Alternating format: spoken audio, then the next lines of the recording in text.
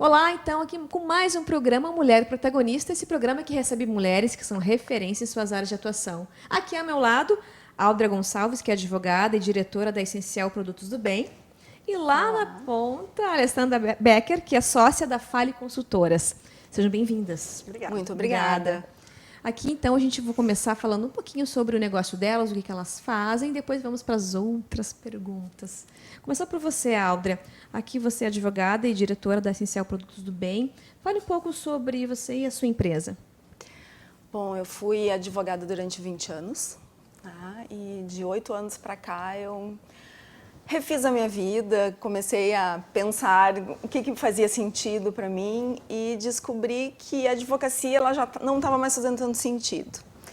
E nesse meio tempo eu engravidei e a médica das minhas filhas me pediu para eu deixar de usar desodorantes, na época que eu estava amamentando, né?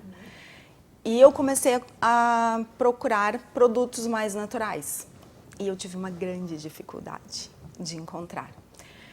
E aí eu resolvi fazer desodorantes, aí do desodorante eu passei para o shampoo, do shampoo para o condicionador, para cremes corporais, para cremes faciais.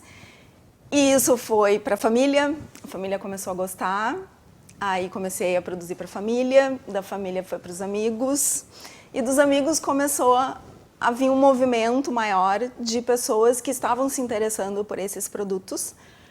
E eu tive que abrir a minha empresa. Daí veio essa ideia de abrir a Essencial. E durante 3 anos eu consegui casar a advocacia com a Essencial. E no início desse ano eu tive que optar.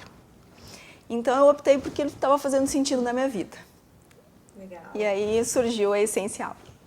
Bom, a gente quer saber mais sobre quais são esses produtos, que realmente também está bombando no mercado lá em Porto Alegre, que todo mundo quer saber sobre eles, mas a gente vai saber daqui a pouquinho, a gente vai saber mais. Alessandra, começa como Ali.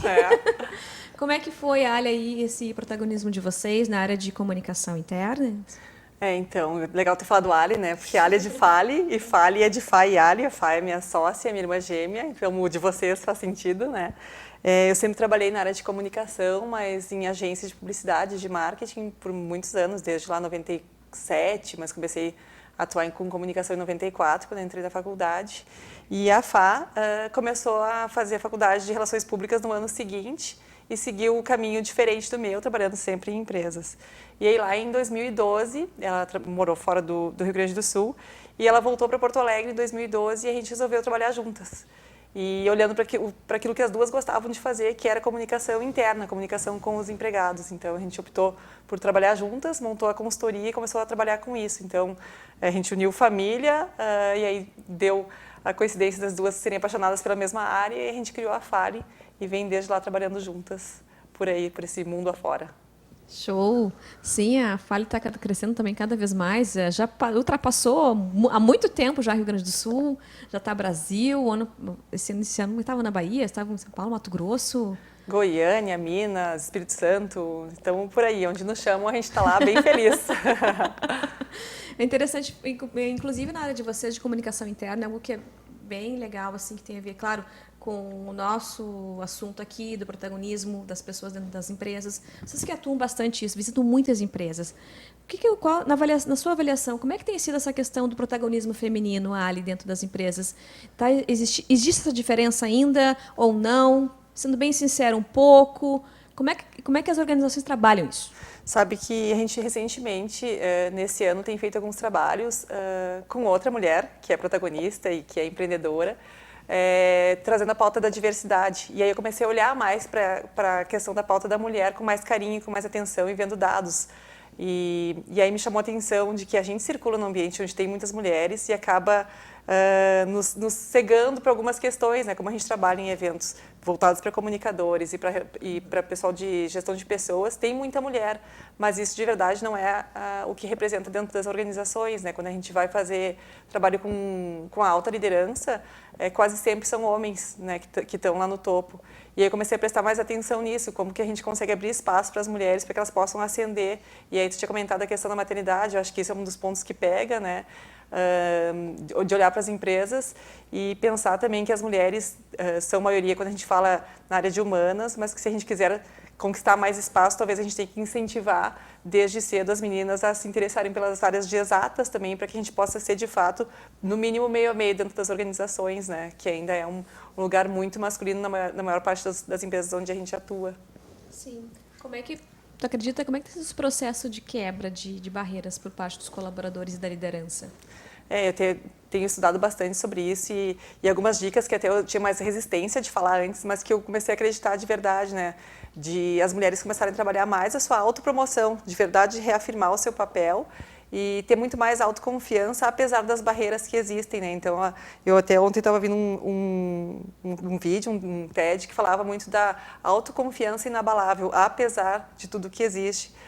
Investir na questão de abrir espaço, das mulheres se apoiarem, trazer a questão da sororidade, para que a gente possa cada vez mais abrir esse espaço sem ter que deixar de lado características que são femininas, né? Então, não é, e às vezes acontece a mulher usar mais trejeitos mais masculinos, expressões para conseguir ser inserida, e eu não acho que esse seja o caminho, mas então como que a gente se apoia dentro desses espaços para que a gente possa ser quem a gente é e conciliar outros papéis que a gente tem na nossa vida também, né? Então, acho que o caminho é um pouco por aí.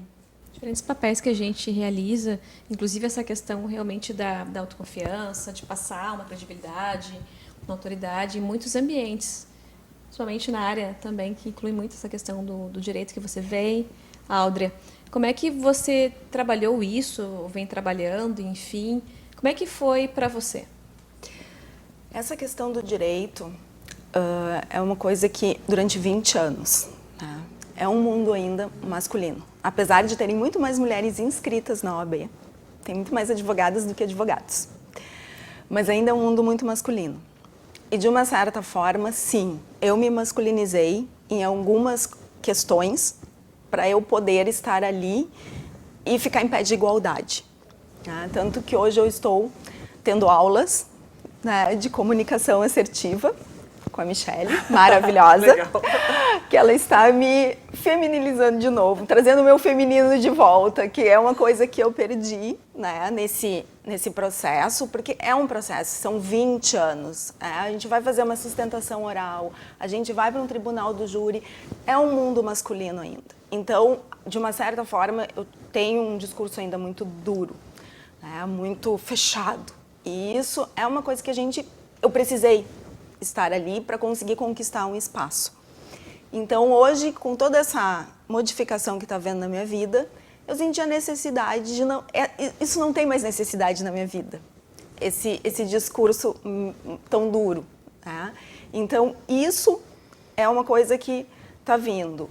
E dentro da OAB, eu faço parte da Comissão da Mulher Advogada, que a gente tem um grupo de advogadas, eu acho que está em 400 advogadas, colegas, e tem vários grupos de trabalho ali dentro, que é justamente isso, para acolher a colega advogada, a gente se inspira, a gente se ajuda, a gente se qualifica juntas, que é para promover isso e sem se masculinizar, que é uma coisa que nós temos o nosso lugar. Hoje eu consigo entender isso, que a gente não precisa fazer esse papel para conquistar o nosso espaço. Então, quanto mais as mulheres se unirem nessa questão de se ajudarem, eu tenho visto que tem na Comissão da Mulher Advogada como isso tem feito a diferença na minha vida e na vida de outras colegas também. Exato, que impacta também. Impacta nas outras também, impacta no resultado, nas nossas entregas, esse processo. E tem realmente, somos cobradas ainda muito em relação a isso. O que a gente vai, de que forma a gente comunica a nossa decisão, de que forma a gente realmente passa uma reputação, de que forma a gente consegue construir todo esse trabalho junto com a minha equipe. Eu vejo que existe esse crescimento, sim, mas que ainda ele é muito embrionário, de repente, Ali, em algumas ações que a gente faz, porque, inclusive, o RH, tem muitas mulheres na frente do RH, poucos homens. Por que isso? Mas tem muitas mulheres até algum nível, e aí a gente olha para as empresas, quando chega ao status de diretora, aí são os homens que estão lá em cima, né? Então, de certa maneira, até injusto, né, que a gente tenha tantas mulheres, mas que não cheguem a cargos de liderança.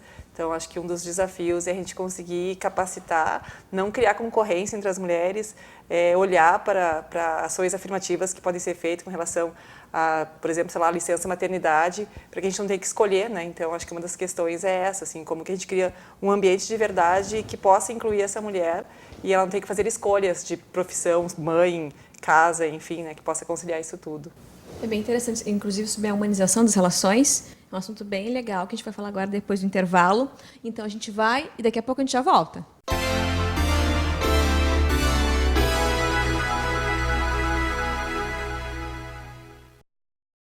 Ok, voltamos então agora para mais um bloco do programa Mulher Protagonista. E aqui ao meu lado, a Aldria Gonçalves, que é advogada e diretora da Essencial Produtos do Bem. E lá na ponta, a Alessandra Becker, que é sócia da Fale Consultoras. Aqui começamos o assunto falando sobre a questão da comunicação interna, sobre a questão da sororidade, toda essa experiência da gente conseguir realmente se protagonizar no mercado sem precisar ter comportamento masculino. E voltando muito essa questão da mulher, da liderança feminina dentro das empresas. Então, embora tenha vários movimentos falando sobre isso, Ali, inclusive, começando por você, falando sobre liderança, que você atua bastante em treinamentos, junto com a Fá. Fá, um beijo para você. Amo-te, tá? Amo-te. Enfim, como é que tem sido isso? Como é que você vê essa diferença? Sabe que agora, quando eu estava te ouvindo na pergunta, me remeteu várias cenas na minha cabeça de treinamentos que a gente fez em empresas para líderes em que a sua maioria são homens. Então, quando a gente fala de treinar a equipe de RH, a gente tem uma grande maioria de mulheres, mas quando a gente fala de PDL, de comunicação, que a gente desenvolveu como um produto, a grande maioria são homens. E muda até a temperatura da sala, o envolvimento das conversas, o tipo de solução que a gente vai propor, de vivência, né? Então, é um super desafio, mas o legal é que quando a gente olha também com um pouco mais de carinho para os homens, a gente vê várias fragilidades e muitos pontos de ensinar a questão de expressar sentimentos. Então, eu acho que não é classificar e dividir eles e nós, mas é como que a gente olha para as necessidades de cada um, né? Então, acho que esse é o nosso super desafio, para olhar para a liderança também com esse carinho, assim, de o que eles também precisam ouvir para que eles possam se sensibilizar para a questão da mulher. Como que a gente consegue ter representatividade sem que ter que demitir um para colocar outra, mas como que a gente abre espaço para que essas outras cresçam dentro da organização, né? Então, acho que é um pouco nessa linha nosso desafio aí nos próximos anos. É um processo de aculturamento? Com toda certeza. Ontem mesmo eu estava estudando um pouco mais sobre essa questão, até pensando na nossa conversa, e a gente fala de olhar para a cultura inclusiva das organizações e olhar para a questão da representatividade. Então, quanto que aculturamento tem a ver com isso? A gente criar as condições para poder incluir as mulheres e outros grupos de afinidade, mas também que tenha representatividade, ter uma cultura super inclusiva, mas não ter nenhuma mulher trabalhando aqui. E, ou ao contrário, tem várias mulheres que eu contrato e elas não conseguem seguir depois ali dentro, né? Então, são complementares e andam ao mesmo tempo, assim, como que a gente consegue olhar para essas duas questões, de criar condições para que possa acolher as diferenças e criar indicadores para que esses números cheguem mesmo, né? Para que a gente possa contratar e desenvolver e promover as mulheres dentro das organizações. É interessante que isso acontece também nas organizações e outras instituições também. Como é que você consegue estar trabalhando essa questão da diversidade? Como é que você vê isso, Aldra, dentro das suas duas áreas de atuações?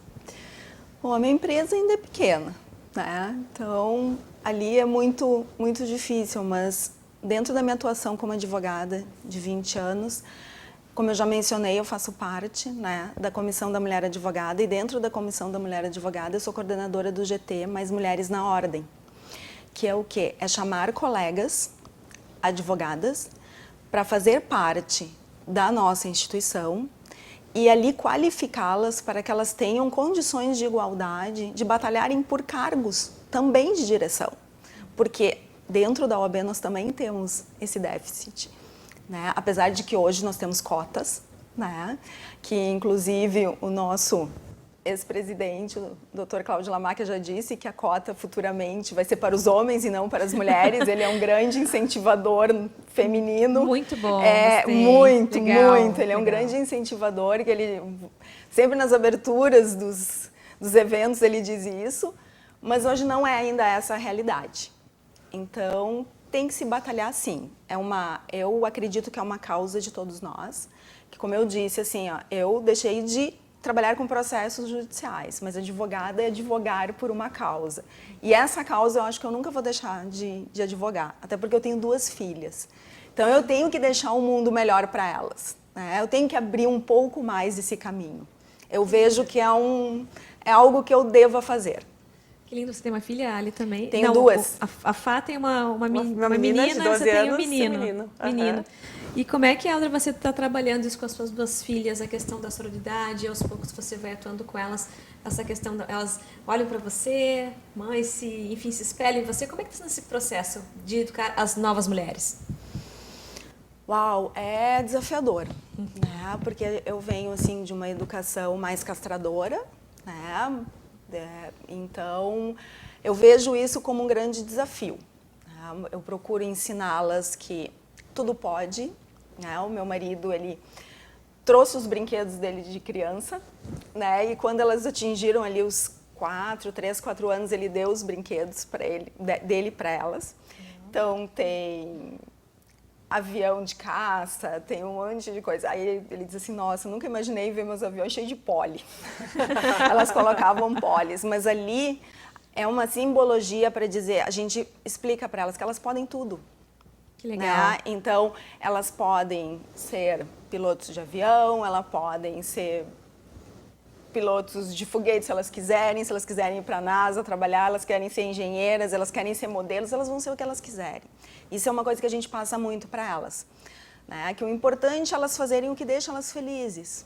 Né? E hoje a gente tem essa questão de que tá tudo aí, né? A gente está se trabalhando muito a questão do gênero, cores. Não existem cores, a gente tem que usar as cores que a gente gosta. Os nossos filhos têm que usar as cores que gostam. Ótimo. A minha filha mais velha não gosta muito de rosa, ela adora azul. Eu não gosto de rosa, Pois eu gosto muito mais de azul. A Adoro azul. E uma vez ela disse, mãe, mas me falaram que ela foi para a escola com um moletom azul e me disseram que é de menino. E eu disse, tu acha que é de menino? E ela disse, não, eu acho que é só azul. Eu disse, então qual é o problema? O meu marido tem camisa rosa. E ele pegou naquele mesmo dia, pegou a camisa lá do closet e disse assim, filha, o pai usa rosa. E o pai não é menina, o pai é menino. Então, eu acho que cabe a nós pegar essa geração e melhorar tudo isso, desmistificar tudo isso, dizer que não é assim. Que eu acho que é uma escolha que a gente faz. Né? Não tem mais isso de ser menino ou menina. Homem vai ser diretor de empresa e as mulheres têm que ser professoras. Não.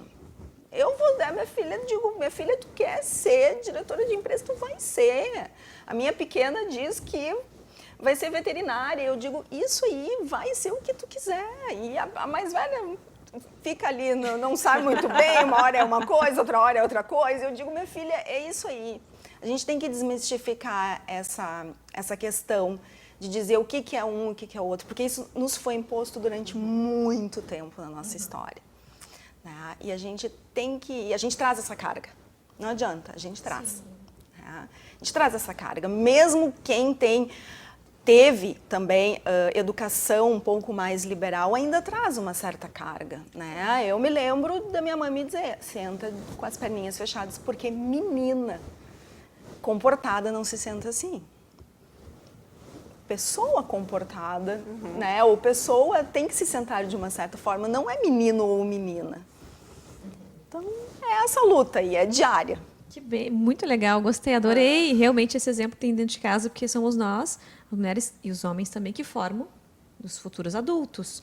E no caso, a mulher, você, o seu filho, como é que é? Porque uma mulher está educando um menino, geralmente. Muitas crises diárias, né, Michele? Isso. Tipo, o que eu falo, o que eu não falo, como é que eu respondo, bem, por que eu não posso pintar a unha? Daí eu digo, porque tu é pequeno.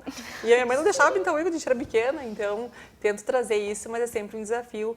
Mas eu acho que criança é um super laboratório para a gente aprender, para a gente estudar, para a gente conseguir dar umas boas respostas para eles, né? Então eu me sinto desafiada todos os dias com as afirmações que ele traz, com as perguntas que ele faz. E aí eu fiquei um pouco pensando, quando eu estava vindo para cá, sobre a questão de protagonismo, e eu acho que quando eu fiz essa escolha de trabalhar com consultoria e não mais agência, me permitiu ter o Pedro, né, que consome grande parte da minha energia do dia, e me permitiu ser protagonista do meu dia, do meu tempo, né? Então, eu consigo, se eu tenho uma agenda de fim de semana de trabalho ou de noite, eu consigo estar com ele pela manhã, brincar de qualquer coisa de bonecas que ele herdou da prima ou de super-heróis e ter mais tempo com ele, né? Então, acho que tem a ver com as escolhas que a gente faz também, né? Como que a gente divide o tempo e mostra para eles o que é valor, né? Então, para mim é um valor importante que ele saiba que estar com ele é prazeroso e independente do que a gente esteja fazendo, né? Então, agora a gente está numa intensiva de ensaios de dança para a formatura da escolinha. Legal. E ele dança, rebola, é super fã da Anitta e tá tudo certo, não fico dizendo não faz isso, não faz aquilo. E eu acho que esse é o nosso desafio, né? Legal. Que eu aprendo com um ser de 5 anos aí que veio ao mundo para nos ensinar com certeza muitas coisas, né? Claro, porque a gente sempre fala, no caso das mulheres têm os filhos, homens somos nós que criamos os filhos. Então, por exemplo, ao mesmo tempo que a gente é interessante a diversidade, enfim, o liberalismo, a mulher, a gente educa, grande parte das mulheres educam os filhos machistas. Então, no caso, claro, eu acredito que muita coisa também está mudando. Talvez mais exemplo aí de você, o exemplo também você, Aldria, sensacional o avião, com ele, o seu marido dá, enfim, o avião para as meninas, você também. É muito interessante, porque eu lembro também, a minha mãe, ela não tinha, tipo, você vai brincar com boneca ou não. Ela deixava eu brincar com o que eu quisesse. E o meu irmão também. Aliás, a liberdade sempre foi muito posta para nós. Claro, com muita responsabilidade.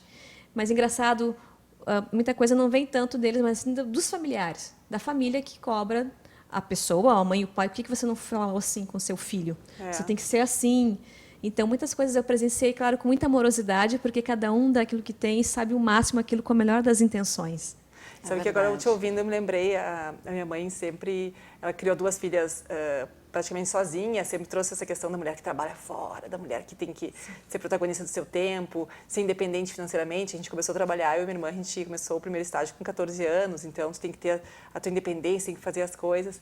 E uma coisa que ela não incentivava muito quando a gente era pequena é brincar de panelinha, de coisa que ela achava que limitava o lugar da mulher.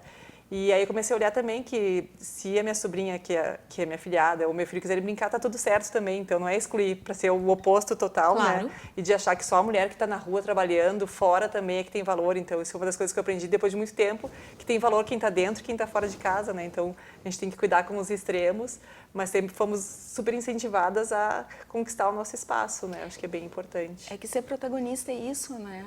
É escolher o que tu quer fazer. Se tu quer ser dona de casa e tu vai ser feliz, gente, que legal também a tua escolha, claro, né? Não quer dizer que tu tenha que ir pro mercado. Isso é muito legal também, né? De colocar isso, assim, são escolhas. Inclusive, agora você falou do que é protagonismo, a gente está indo para o final do programa, mas eu gostaria que cada um falasse uma frase do que é ser protagonista para você. Aldria, por gentileza, o que é ser protagonista para você e passe seu contato da sua... Olha, uma frase para mim que tem feito muito sentido na minha vida é que eu li esses dias, tá? Quer dizer, esses dias não, já faz um tempinho, alguns meses. Eu tenho um par de asas e o céu não tem limite. Lindo. Esse é o meu contato. Instagram é AldriaBG e Facebook é Aldria Maria Gonçalves. Obrigada. Eu que agradeço. Muito obrigada. Ale? Eu tenho falado muito sobre isso. A gente, inclusive, participou no início do ano de um evento que falava sobre imersivo de 4 dias sobre o que era protagonismo, né?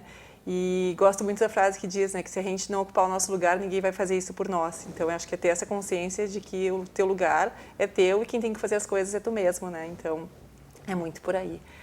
Meus contatos, então, nas redes é Fale Consultoras, no Facebook e no Instagram e também no LinkedIn. Ok. Muito obrigada pelo conteúdo de vocês, foi excelente, obrigada mesmo. E, gente, muito obrigada também por nos assistir, por passar toda essa energia também aí.